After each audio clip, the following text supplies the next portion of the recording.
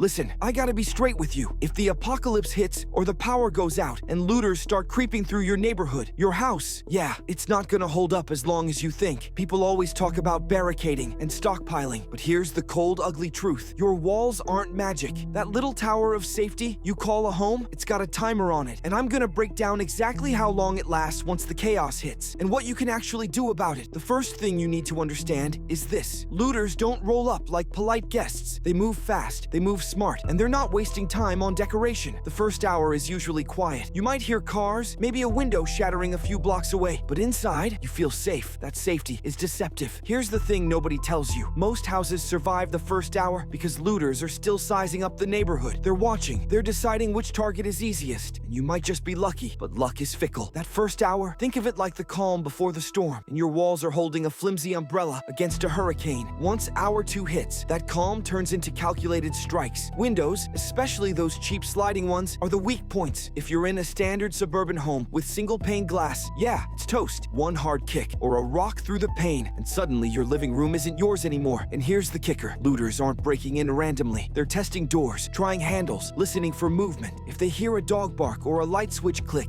your odds drop fast. Reinforced doors and quality locks can slow them down, sure, but not indefinitely. This section is based on practical field survival experience rather than formal academic sources. By hour 3, the situation escalates. If you haven't reinforced entry points, the house is basically an open buffet. Looters don't care about what's yours or mine. They're in survival mode, and your stuff is their ticket. Here's where preparation matters. Sandbags against windows, heavy furniture blocking doors, even a strategically placed broom handle under the doorknob buys you time. Time is everything, because even a small delay can save your life. This is why the timeline matters. Every hour you hold out increases your options. But don't kid yourself. The longer it drags on, the more desperate they get, and desperation is violent. By hour 4 or 5, if you're unprepared, the psychological game kicks in. Looters start trying to flush you out, yelling, banging, making noise. Your walls are no longer just wood and nails. They're your emotional armor. Panic spreads faster than fire in dry grass. People who stay hidden without a plan often make fatal mistakes, moving at the wrong time,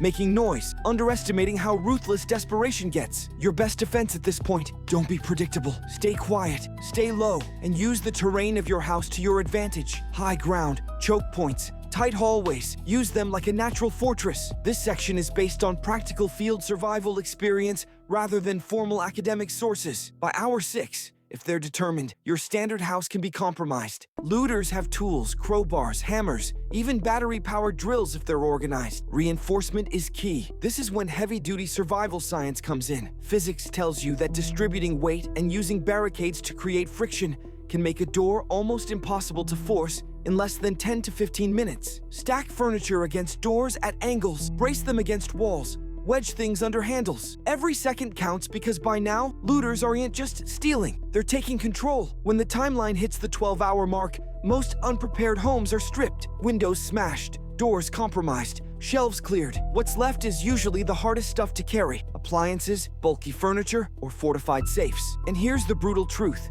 If you've been relying on a standard safe, most small models can be pried or ripped out with some teamwork. Heavy, bolted-down safes hold longer, but you're basically gambling on their patience. This is where survival instincts kick in. Decide what's worth defending and what's disposable. Protect yourself first, stuff second. By 24 hours, if the area is completely overrun, your house might just be a shell. Looters move fast, and organized mobs sweep neighborhoods systematically. Even reinforced homes face the same fate if they're isolated. But there's an important insight here. Houses that survive past 24 hours share traits: low visibility, multiple escape routes, and strong psychological deterrence. Signs of occupancy: barking dogs, lights on timers, motion sensors. These small details can delay looters, and every delay increases your odds of survival.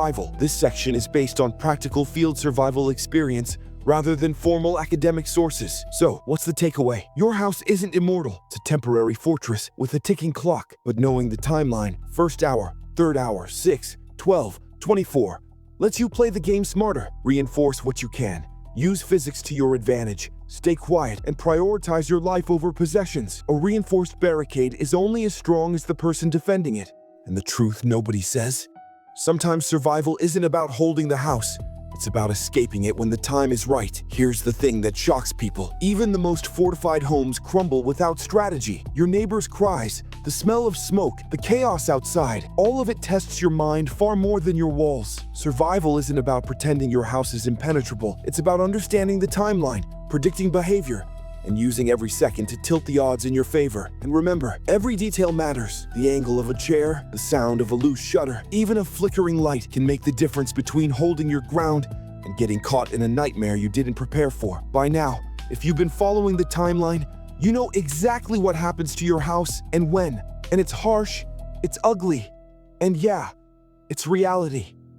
But if you internalize this, you're not just a homeowner.